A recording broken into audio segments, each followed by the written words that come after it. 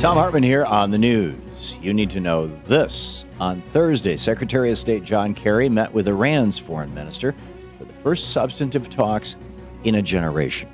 Tensions between the U.S. and Iran have been strong since the 1979 Islamic Revolution, and no Secretary of State has met with an Iranian counterpart since 2007. And for almost 3 decades, relations have been strained further by economic sanctions imposed on Iran over their nuclear program.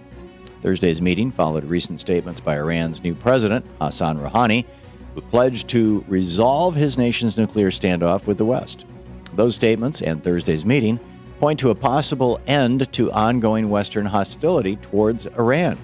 Secretary Kerry said that the talks with Foreign Minister Javad Zarif were very constructive, but said more meetings would be needed to find a way to answer the questions that people have about Iran's nuclear program. Iranian President Rouhani and Foreign Minister Zarif both stressed that Iran has no intention of developing nuclear weapons and only want the right to develop nuclear energy for peaceful civilian uses. However, the United States and Israel still question Iran's motives. After the meeting, Kerry told reporters, needless to say, one meeting and a change of tone, which was welcome, doesn't answer those questions yet, and there is a lot of work left to be done. But the meeting marks the real step in progress toward peace with Iran in 3 decades. Once again, discussion, diplomacy, and economic sanctions are proving to be more effective than military threats. People of Iran are suffering under those sanctions, and it would be monumental for them and for the world if we were finally able to resolve these long-standing international tensions. In screwed news, almost 4 out of every 10 Americans are living paycheck to paycheck. And according to a recent poll by CareerBuilder.com, another 40% of people say that they sometimes do as well. While the figure is slightly lower than the 2008 highs, it clearly shows that most people are only one emergency away from a financial disaster. A similar poll in June found that 3/4 of Americans don't have enough savings to survive 6 months, and nearly 30% have no savings whatsoever. A medical emergency, a layoff, or a major home repair could leave many people unable to cover the basic costs of housing and food. Meanwhile, bank and corporate profits are at record highs. CEOs are being paid an average of 273 times the salary of their workers, and taxpayers are still subsidizing oil companies and low-wage employers.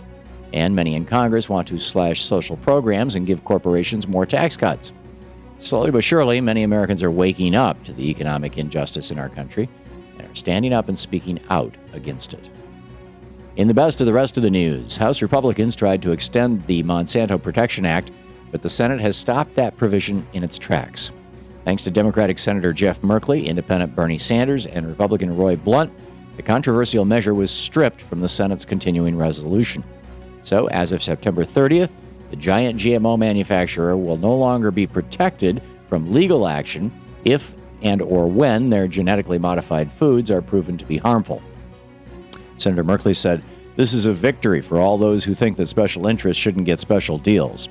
And he added, "I applaud the hundreds of thousands of Americans who have worked hard to end this diabolical provision."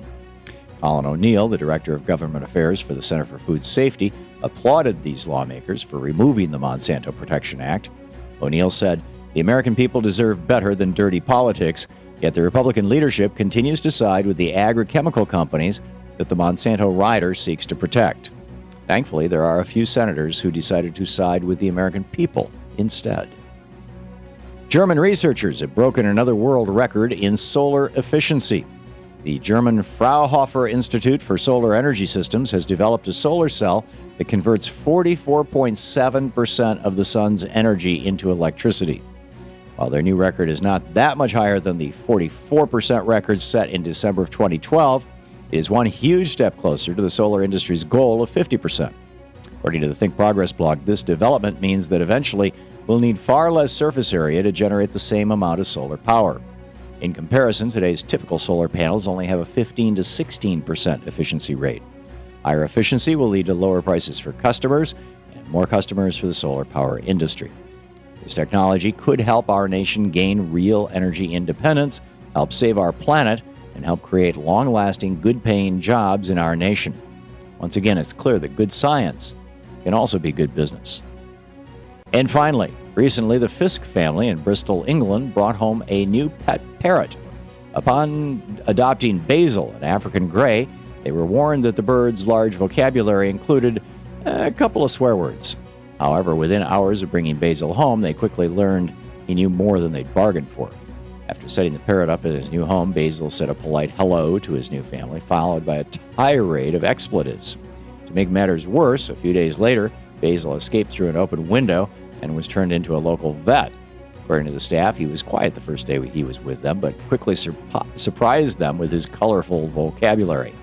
Thankfully for Basil, the Fisks found him at the animal hospital, and the staff said he also whistled the McDonald's tune and danced for us when we asked him to, so we forgave his bad manners.